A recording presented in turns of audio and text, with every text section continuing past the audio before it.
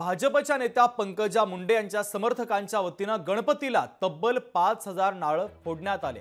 बीडच्या नामलगाव गणपतीला नारळ फोडत नवस पूर्ण करण्यात आला। विधान परिषदेवरती संधी मिळावी म्हणून हा नवस कार्यकर्त्यांनी केलेला होता। त्यानंतर नवस पूर्ण झाला आणि आता हे 5,000 नारळ फोडण्याचं काम सुरू करण्यात आलंय। महत्त्वाची बातमी आपण पाहतोय, पंकजा मुंडेंच्या समर्थकांच्या वतीनं गणपतीला 5,000 नारळ फोडण्यात आलेत।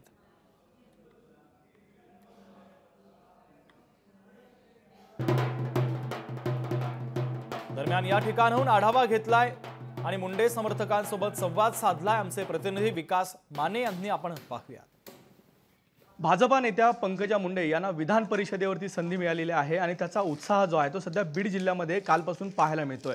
परंतु बीड मधले जे काही कार्यकर्ते आहेत मुंडे समर्थक हे आगळ्या वेगळ्या पद्धतीने नामलगावच्या गणपतीला एक वेगळा नवस जो आहे तो करताना पाहायला मिळत आहेत। पंकजा मुंडे यांना उमेदवारी जाहीर झाल्यानंतर 5,000 जे नारळ आहेत ते या ठिकाणी गणपतीला वाहिले जाणार आहेत आणि त्याची सुरुवात जी आहे ती या ठिकाणी झाल्याचं आपल्याला दिसून येते।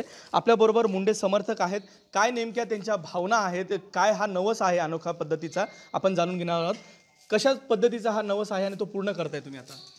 आज आपण पाहिलं तर पंकजाताई मुंडे यांचा लोकसभेच्या टायमाला फारसा कमी मतांनी हा पराभव झालेला होता। त्यावेळेस आम्ही बॅनर लावून वरिष्ठ नेतृत्वाकडे मी स्वतः एक अशी मागणी केली होती की ताईला लवकरात लवकर समावेश करून कुठेतरी एक ताकद देण्यात यावी, म्हणजे विधान परिषदेवर असेल किंवा लोकसभेच्या राज्यसभेवर असून खासदार करून ताकद देण्यात यावी।